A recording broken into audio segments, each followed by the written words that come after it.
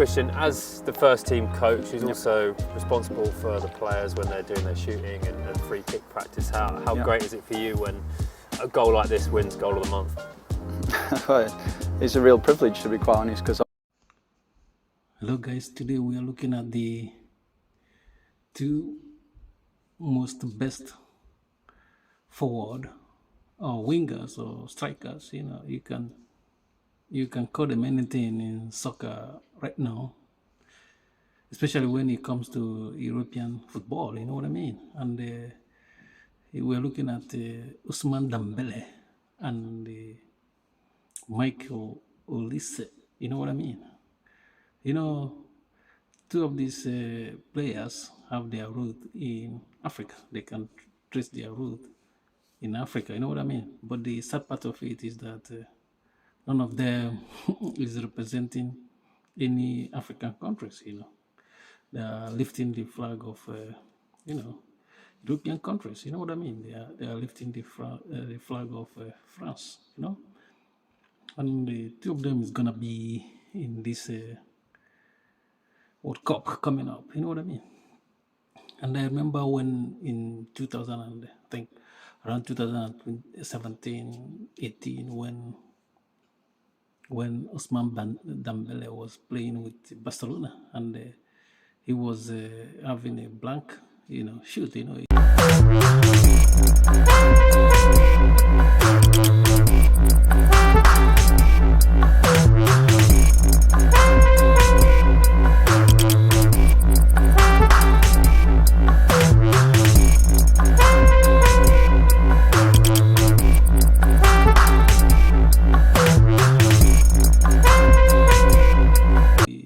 misses, he shoots and misses, or either he go over the bar or he goes sideways.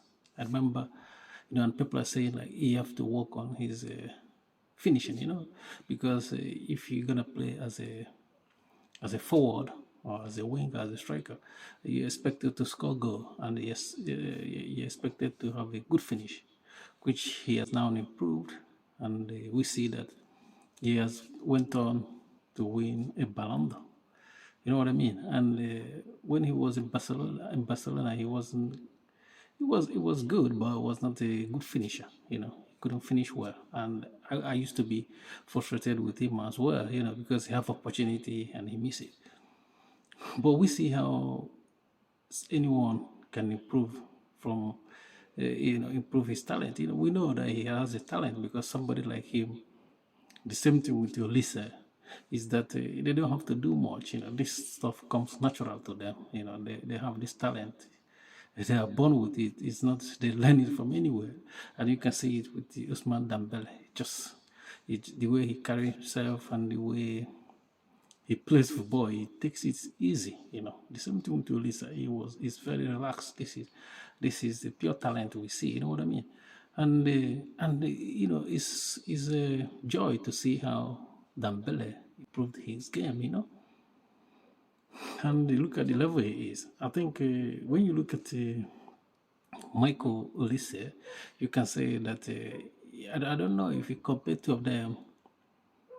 You can say that I think Michael Olise might have kind of a bit of talent more than Ousmane Dambele, but if he need improvement as well, even though people are singing praises for him, and he's still a little bit young, but he needs improvement if he's gonna win Ballon d'Or.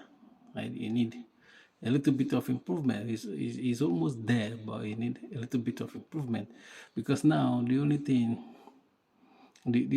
that's gonna, they're gonna speed up the Olise winning Ballon d'Or is if next week on Tuesday, if they win, or Wednesday, if they win, if they beat PSG, if Bayern Munich beats PSG, which means Bayern Munich is gonna go to finals. And if they go to finals, I guarantee you they will win Champions League, except if they have the really bad luck. But it's 50-50 because PSG, they are very good, and they can beat them as well. This is just open.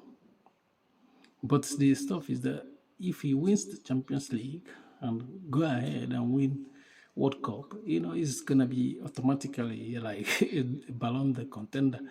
Is winner not even a contender? You know what I mean? But if not, it might take him another, extra years to get to that level. But the thing is that he's almost there. But if luck is on his side, he will definitely be the next Ballon d'Or. And you know how his game improved, because he started in English football. And I always say that in if you play in English football, a Premiership or Championship or League One or League Two, you need to, if you want to take your game to the next level, you know what I mean? You have to leave Premiership. If you don't leave Premiership, you're not gonna take your game to the next level required. And you can even see it in Harry Kane. He was playing with Tottenham, and now Tottenham is they are battling for relegation, and Harry Kane went to Bayern Munich, and his game improved as well.